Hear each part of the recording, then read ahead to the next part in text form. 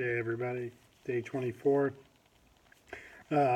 Today was our first workshop of the year for Bending the Arc, which is a club I advise and helped found a few years ago here at Bellevue High School. It's really centered around uh, youth engagement, having conversations about difficult issues, providing a space for those conversations to take place, for them to learn about some of these issues of social justice, whether it be issues of race or immigration or gender issues, LGBTQ, indigenous rights, like all types of topics. It's a space for them to be able to learn more and to engage one another in conversations about it, as well as some time for them to get together and plan.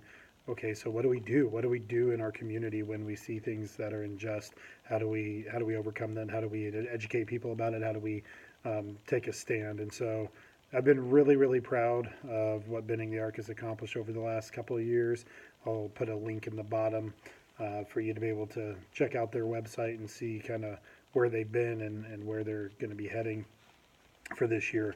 So it's just an amazing space just to be around youth, hear them talk about issues that are of concern to them, and engage one another. It's one of the best things I do.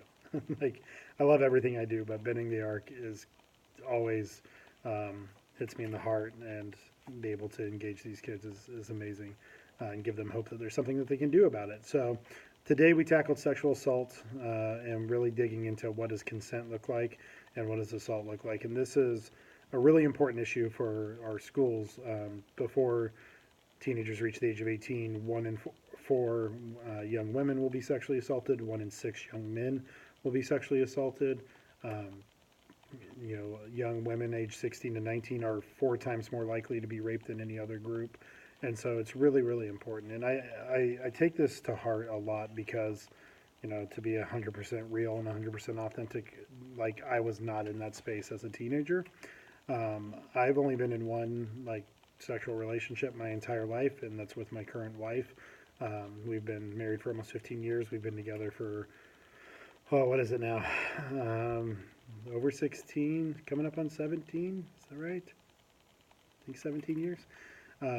But when I think back to when we first started dating and we first started progressing in intimacy and from making out to other things, I definitely have a lot of regrets about how I presented myself and how what I feel, because I felt like I used coercive techniques to try to get to sexual intercourse and be able to do that. I feel like I constantly brought it up. Hey, how about now? How about now? What about tonight? What about tomorrow?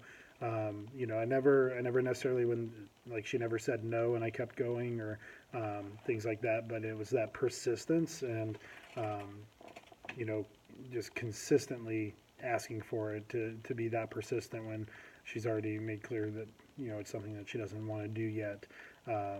Is what I did, and I have to sit with that and own that as a man, with the woman that I love and that I've been with for a long time. And even though we've been together for a long time and everything, have a wonderful relationship, I can't just excuse my behavior as a teenager. And so I want to make sure that every male student and female student understands what these things are and doesn't reinforce sexual assault, because it's a really scary situation to be in when you don't, like, somebody's trying to coerce you or trying to pressure you or whatever it may be, and you don't know if you can say no. And sometimes people threaten, like, well, maybe we should break up if you're not going to. And so, for all students, please know, to have the conversation of what are your acceptable boundaries, and then like, have that talk. I know it's not like the sexiest thing to have that talk, but getting enthusiastic consent and maintaining that and having continuous consent is all that matters when it comes to sexual relationships, and especially with younger people, as you're getting started and exploring what are your boundaries and what are you interested in and what do you like and what do you don't. You need to communicate clearly, and people need to respect that. And if anybody's not respecting that, you need to get out of that relationship. And if anything is, like, if you or anybody has ever been a victim of any type of sexual assault or sexual misconduct, rape, or anything like that, don't, like, be afraid to speak out and to get help and to talk to people about that. Talk to a trusted adult. Talk to your parents. Talk to a friend, and get connected with that, because you're not alone, and it's not your fault. Please, please, please understand, it is not your fault.